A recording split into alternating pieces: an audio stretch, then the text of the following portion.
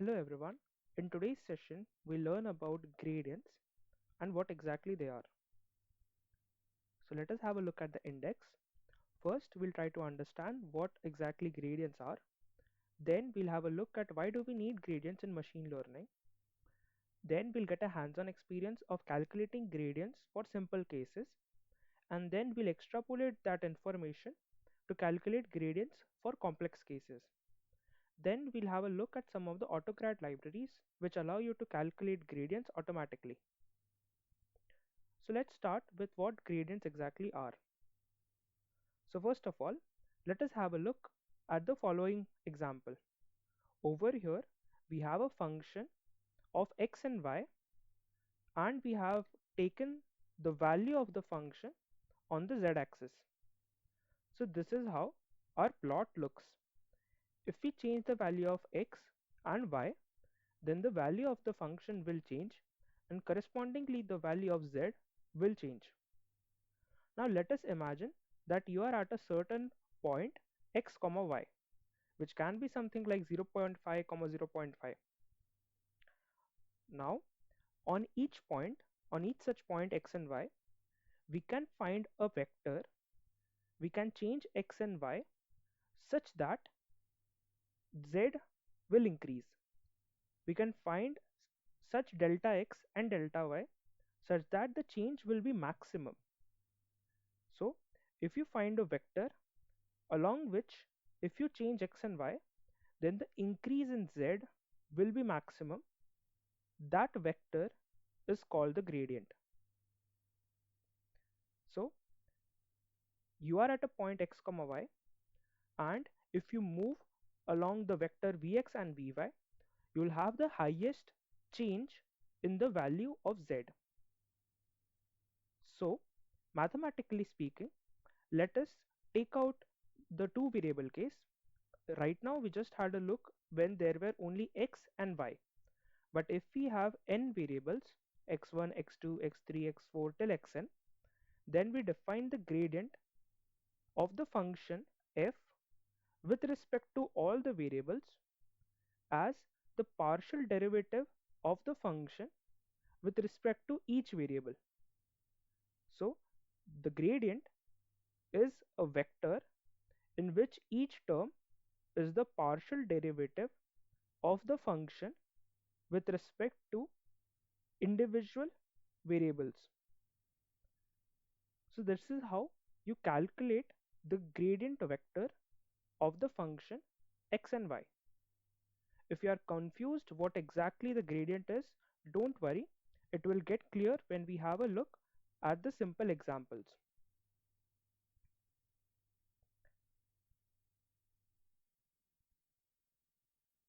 So the next thing, why are we actually learning about gradients?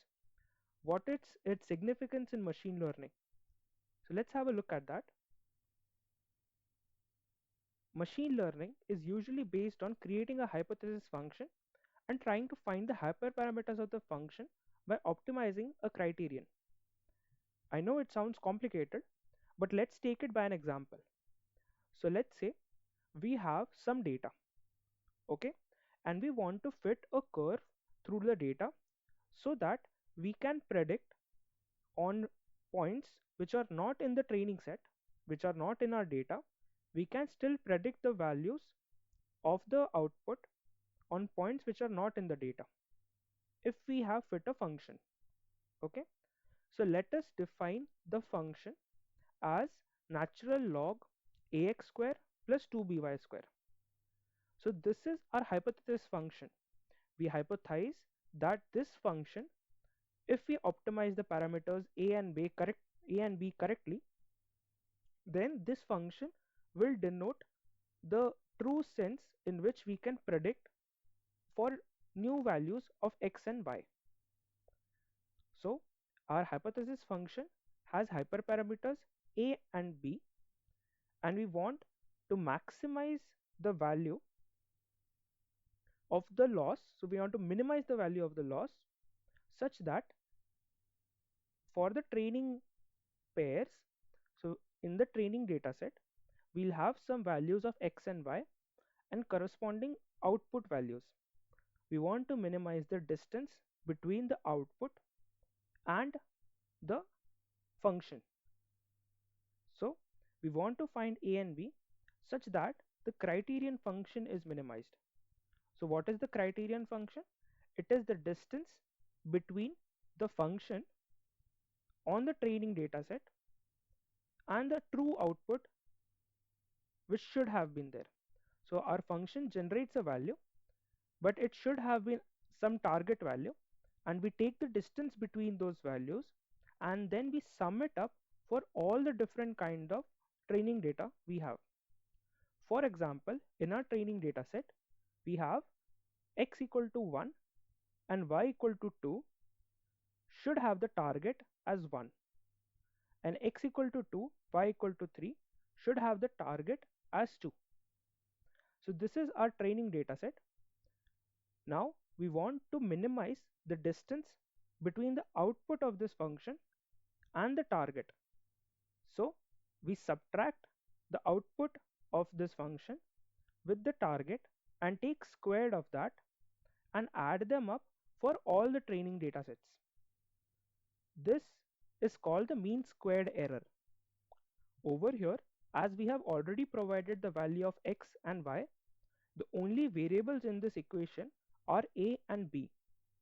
If we are able to find out a and b such that this equation is minimized, then we'll have a function which minimizes the value of the criterion when we have this hypothesis function, and hence our task of predicting the output on samples which are unknown will be solved. Instead of feeding in 1 comma 2, we can feed 1 comma 3 and then get the output of the function, which will allow us to predict what should be the value for x equal to 1 and y equal to 3, even though it was not in the training dataset. In the training dataset, we only had 1 comma 2 and 2 comma 3. So this is our task in machine learning. Now, where do the gradients come into the picture? When you are trying to minimize this function and find out the values of a and b, it might not be straightforward to do so. Some of you might know that you can find the derivative of this function with respect to a and b, equate it to 0 and find out the values of a and b. But in complicated scenarios, you might not be able to solve the equations and get the exact value of a and b. So you need optimization techniques to be able to minimize this value. And to do that, this is the procedure. You start with a random value of a and b. So you randomly choose a and b, let's say with the value 1.1 and 1.4. It can be an any random number, and I have just chosen two numbers to give you a feeling. Next, find the gradients of this function, not of f of x comma y, but of the f1 comma 2 minus 1 squared plus f2 comma 3 minus 2 squared. So you find the gradients of this function with respect to a and b. Once you find the gradients, you take a small step opposite to the direction of the gradient. So gradient is a vector. We can find the opposite of the gradient by multiplying a minus sign to it, and then we take a small step in the opposite direction of the gradient. If you remember, a gradient is the highest increase in the value of the function. So it is the direction of the highest increase in the value of the function. So if you change a and b in the direction of the gradient, then the value of this function will be maximized, but we want to minimize it. So if we take a step in the opposite direction of the gradient, then the value of this function will be minimized. So we can change the value of a and b by taking small steps along the opposite direction of the gradient to minimize this function. Then we'll have a new value of a and b. Let's say 1.05, 1.45. So when we move opposite to the direction of the gradients, the values of a and b will change. we'll again calculate this gradient of the criterion function with respect to a and b, again find out the gradients, and then take another small step. We'll keep on doing this iteratively till we do not reach the minimum of this function. So this is how you can minimize the criterion function, find out the optimal values of a and b which minimize this function, then put it in our hypothesis function, and you have a function which will predict on unseen data. So we have seen why gradient descent or just calculating gradients is important in machine learning. So let us get a feeling of how to calculate gradients for very simple cases. So let's take this example. We already saw that our hypothesis function of two variables was natural log ax square plus 2by square. In our hypothesis function, a and b are constants, but during in our criteria function, the a and b were actually the variables and x and y were constant. I hope you are not confused by these changing variables and constants. It just depends upon the perspective we are looking at the function. Next, the formula of the gradient of f with respect to x is given as the partial derivative of the function with respect to each of its variables. A quick revision: partial derivative means that you keep all the other variables as fixed or constant, and you take the derivative only with respect to the variable which you have a focus on. So for example, if we take the derivative of this ln ax square plus 2 by y square with respect to just x, so we take partial derivative of f of x comma y with respect to x, then we'll keep a, b and y as constants, and then we'll calculate the derivative. Over here, we want to calculate the derivative of this function with respect to a and b. We do not want to calculate the derivative with respect to x and y.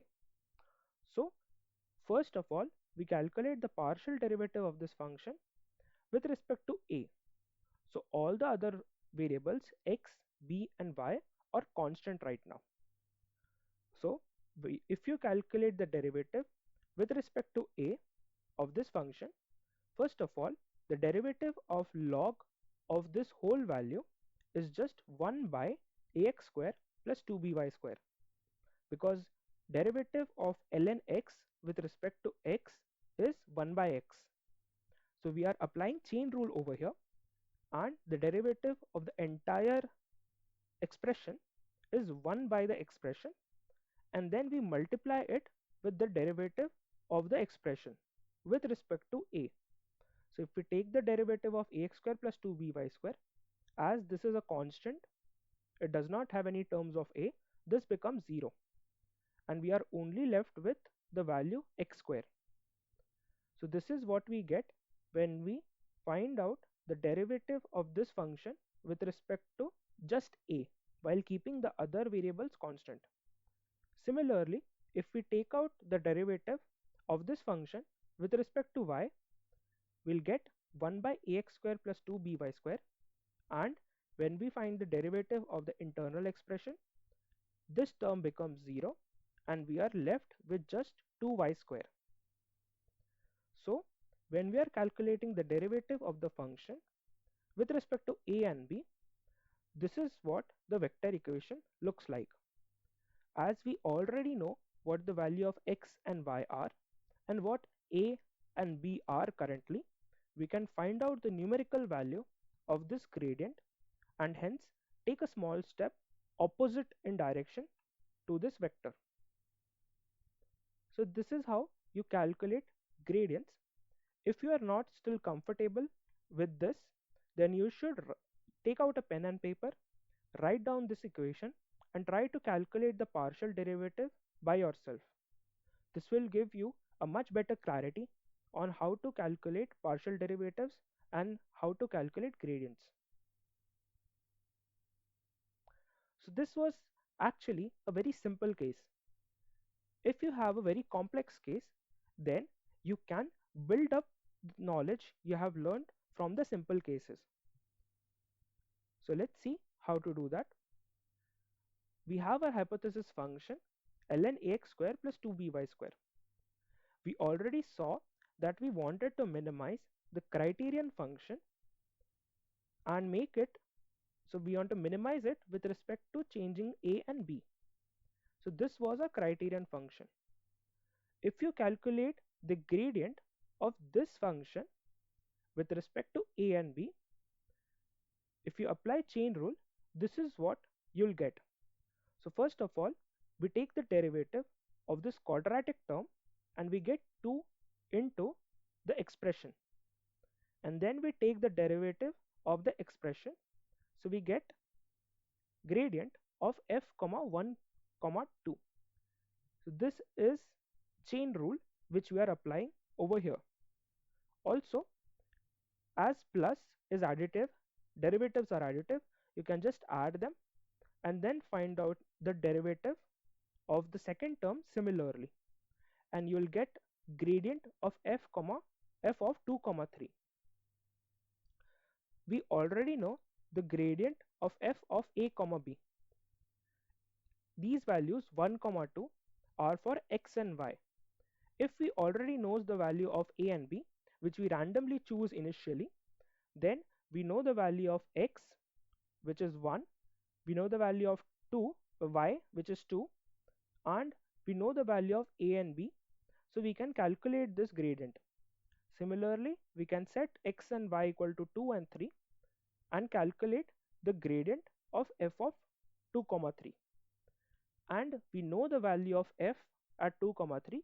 We can directly feed in x equal to 2, y equal to 3 and the corresponding values of a and b and find out the natural logarithm and find the output of this function.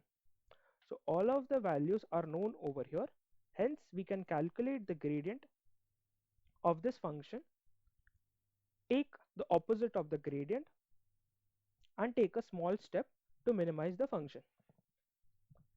So this is complicated to calculate, but if we already know the gradient of f of x comma y, we can break it down into a smaller problem,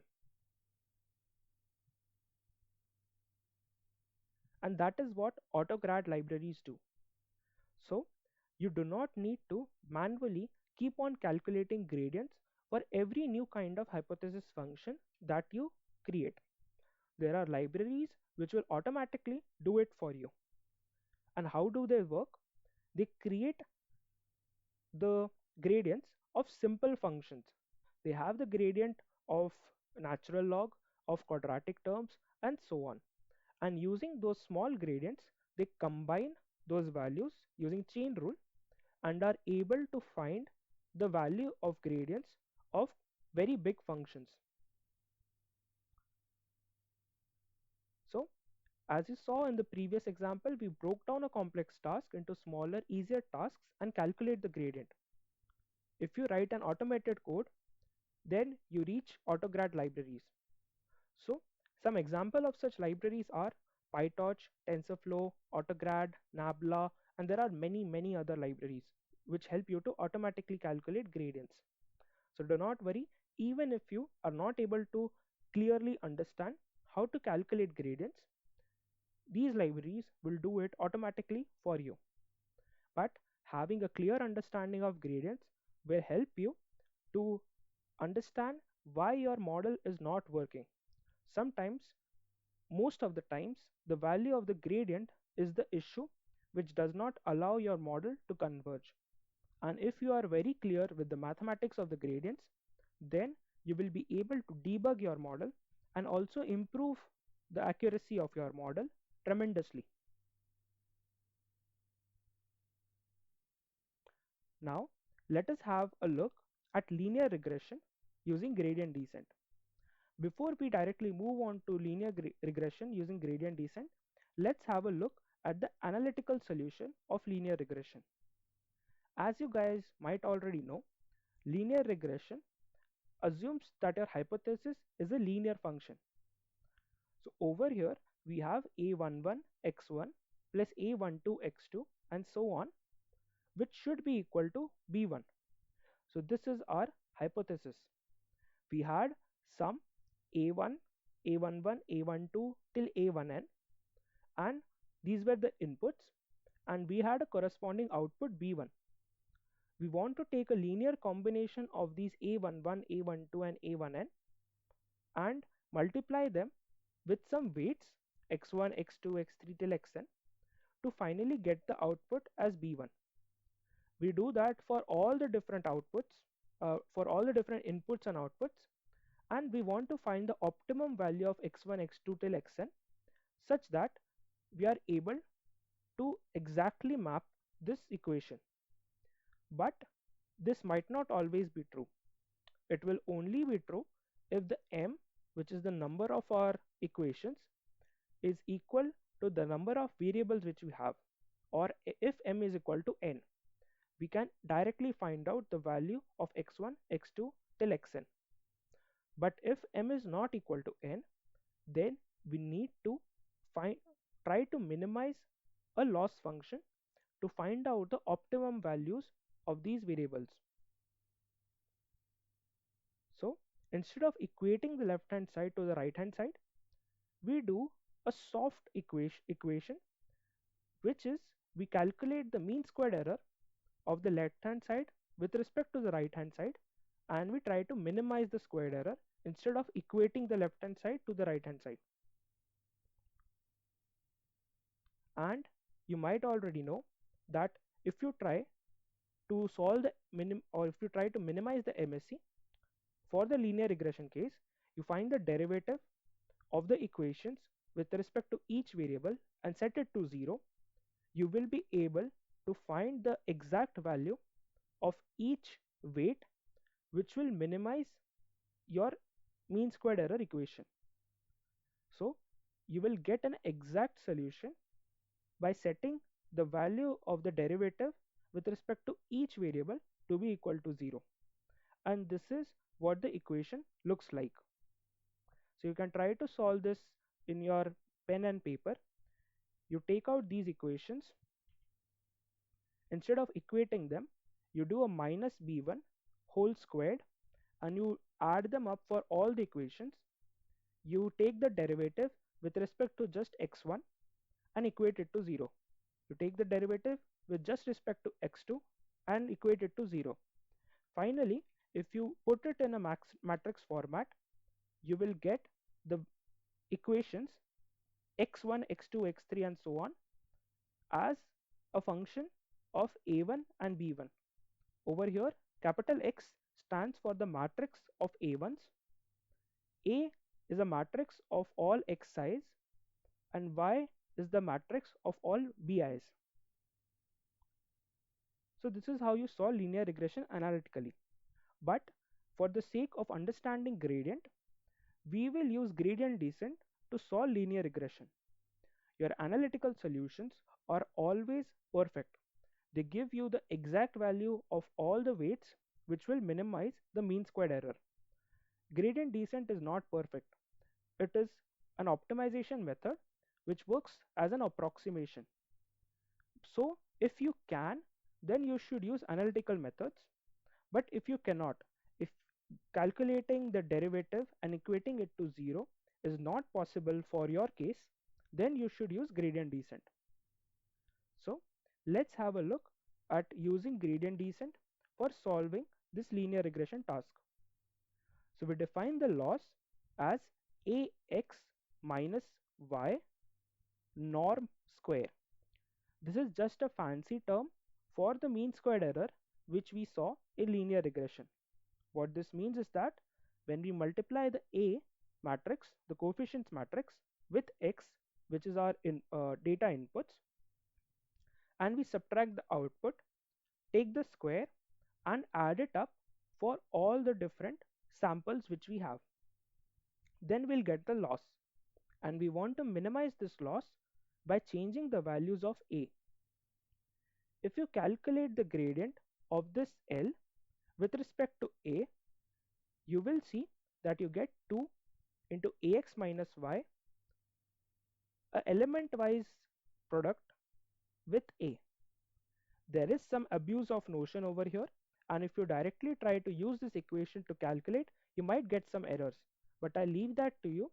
If you are trying to use NumPy to find out the gradients, you'll have to make some changes to this equation to make the equation work, and that is left to you as a task. But if you are able to calculate the gradient of this loss function with respect to A, you can then multiply this gradient by a very small number and take the negative of that direction and add it to A. So you take a small step opposite in direction to the gradient and update A by that small value. And you keep on repeating this process till the value of L converges. So after certain number of iterations, this L would oscillate around a small point. So the value will remain nearly constant or oscillate slightly, and you will know that your model has converged. So this is how you solve linear regression using gradient descent. Thank you.